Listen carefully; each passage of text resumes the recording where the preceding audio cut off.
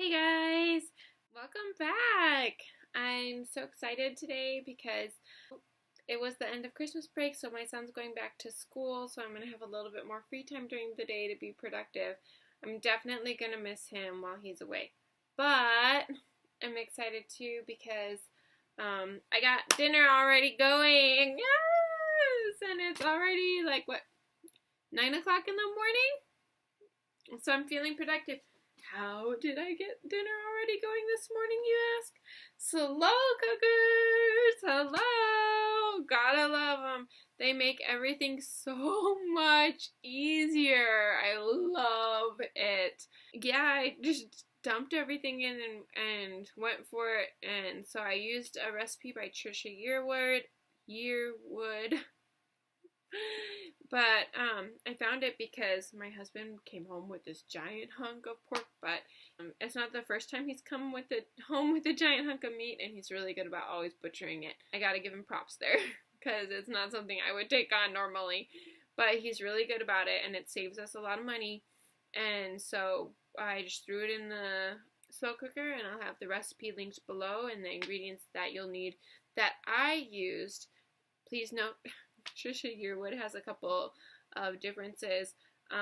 Normally in mine, I would put in a squirt of a half a lemon or a half a lime, but I didn't have any on hand, so just make a mental note to add that to your list when you're going to the grocery store. But all you're going to need is pork loin, garlic powder, which you probably have in your cabinet.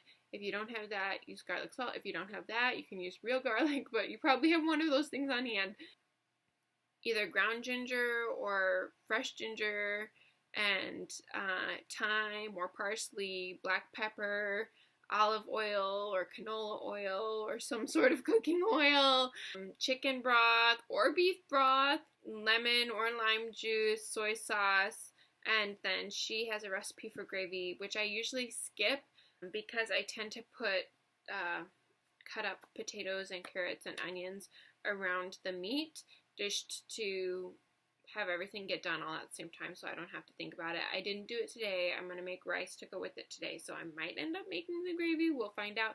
But if you plan on making the gravy, also add cornstarch to your list. But you can see there's a lot of ways to go, and you probably have at least some of those ingredients already on hand at your house, which makes it really simple. And because there's a lot of options to switch it out and still get a really good result, definitely try it. And it's pretty healthy, you know. It doesn't have a lot of salt. It doesn't have a lot of fat because pork is, you know, a relatively lean meat. I mean, it's right up there with chicken. It's pretty good and it's delicious. So try it out, and then for sides, you'll see what I do, but there's so many options out there. I mean, just make sure you get it green in there, maybe multiple greens, and then if you're trying to feed a family, probably a carb. I'm going to go with rice, but in the past, when I wasn't watching how many carbs I eat, I'd make, you know, crescent rolls or mashed potatoes or all manner of different things. But yeah, definitely try it. Check it out down below. And then if you like easy recipes, easy meals in minutes, then give this video a like and subscribe to keep up with me this year in my journey in becoming more healthy. I'm not 100% there yet, but maybe someday. So join me. Like it, subscribe, hit that notification bell when you want to know when I upload more videos.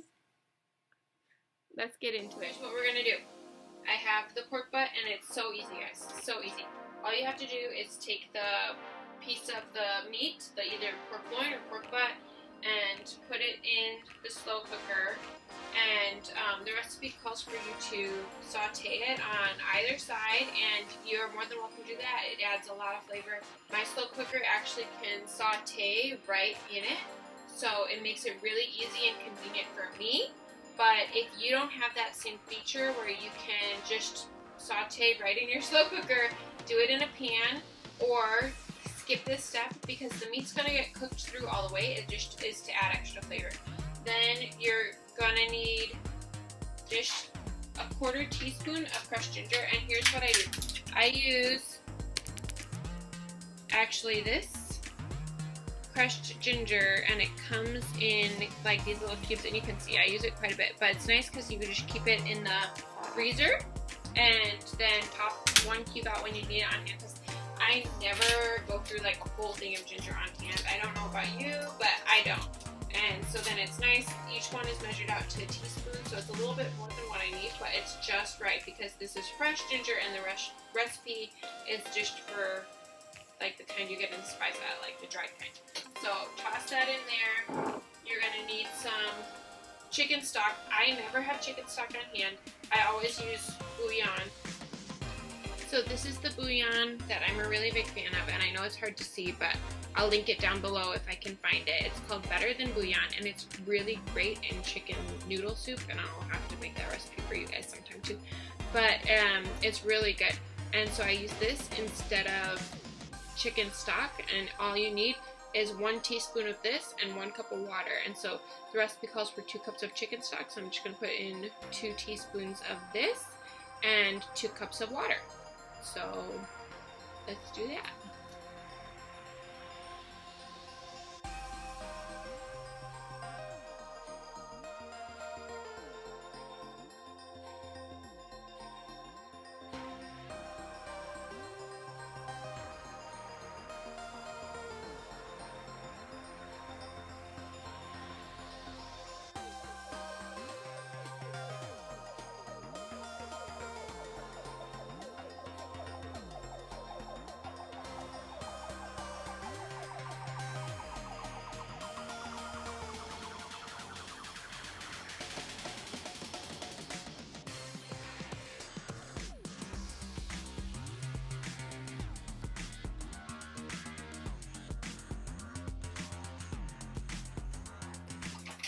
Okay, then you're also going to need garlic powder, but that's not as much.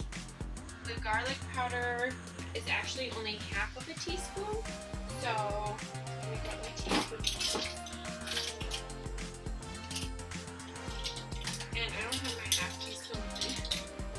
I used it recently, so I'm going to actually end up using my 1/4 teaspoon and just putting 2 of those.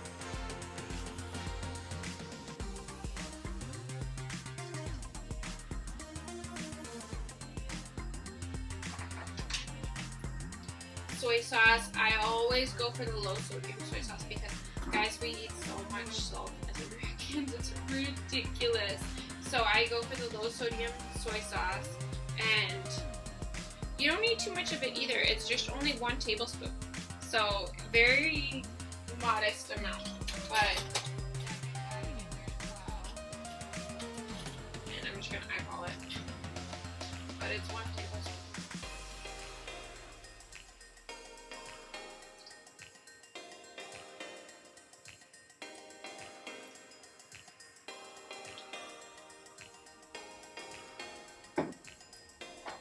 The recipe calls for thyme, but I never, ever have thyme on hand. So I will oftentimes use parsley instead of thyme. It's 1/8 of a teaspoon of thyme, so it's basically just a pinch. It's really nothing at all.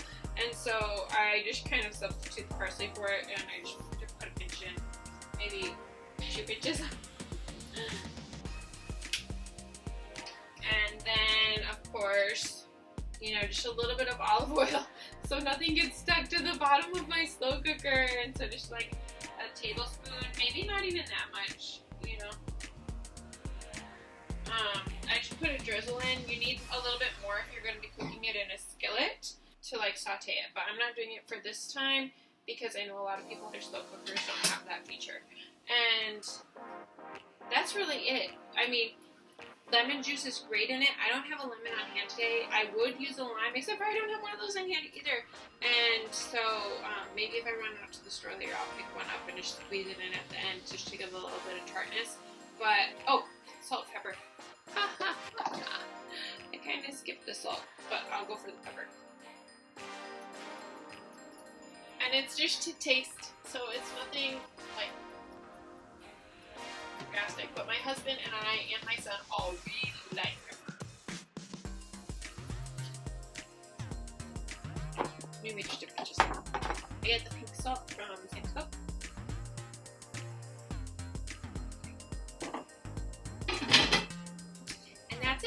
And then I just put it on slow cook for 6 to 8 hours, depending on how much time you have.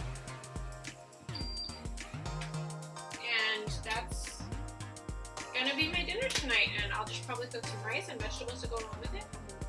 I'll show you that later. It's 5 o'clock now, and my meat that I put in the slow cooker is almost done, and I'm really excited for it. I can smell it. It's filling the whole house with this great aroma, and it's making me hungry. It just has a little bit of time left, maybe an hour. So I'm gonna get started on my second part of dinner, which is the rice, because I do use a rice cooker. It saves me a lot of effort. I mean, rice is really easy to make on your own, but this I can just set it and forget it until it's done and the alarm goes off, and perfect. So I'm gonna do that next, and really easy with a rice cooker.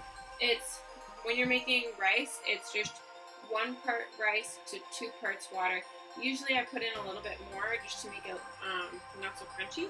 And so we're gonna do that now. I have my 1 cup of rice because that's enough to feed my family of 3. That's what we're gonna do. We're gonna rinse it.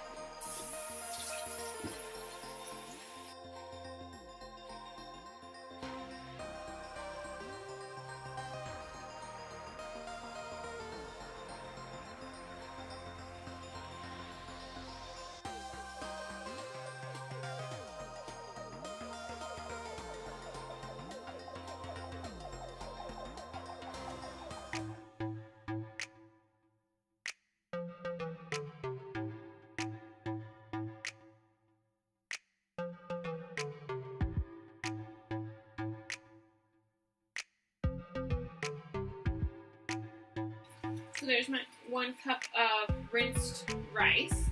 It's all good to go now, so I'm just gonna make sure I have all the extra water out of it, and I'm gonna put it in my rice cooker. Make it nice and easy. And if you don't have a rice cooker, I strongly suggest you invest in one because I love them. Almost as much as my slow cooker, but the slow cooker does beat it out by a little bit. Okay?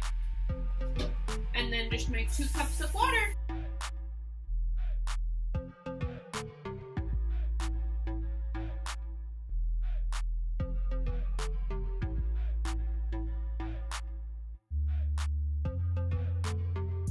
I actually put in 2 1/4 cups of water, and then I have a secret ingredient because I have a really good friend who taught me how to make rice, and she said that you should use apple cider vinegar, and it kind of opens up the rice. And you don't have to use a lot. It's just like a tablespoon of apple cider vinegar, and it really does the trick. So I'm gonna get that out of my cabinet.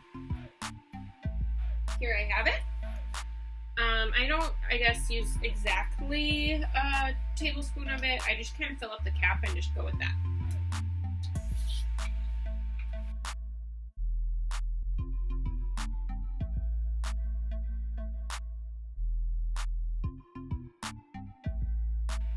And then you set it and forget it.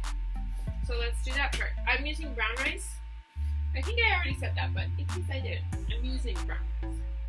And my rice cooker has a brown rice mode on it, and if I can find it on the internet, I will link my rice cooker and my slow cooker for you down below.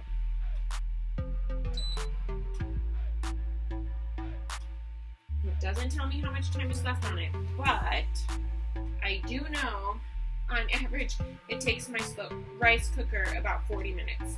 So it'll be done, and I'll show you in 34 minutes my last side, and my dinner will be done, and I will not have to do anything else.